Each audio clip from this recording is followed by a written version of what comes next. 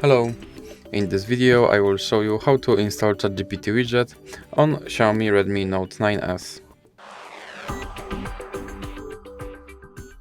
So you have to start by opening your Google Play Store, then click on search bar and type in Wally AI and click search. And now select this application and click install. And now click this button to skip introduction, then click not now, and now you can click open permissions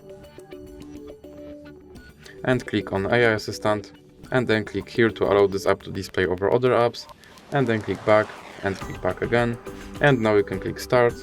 And as you can see, here is your ChatGPT widget, and you can open him and you can tell him to do something.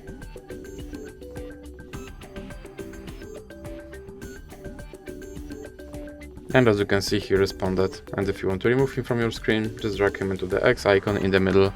So that's it for this video. If you liked it, please remember to leave a like and subscribe.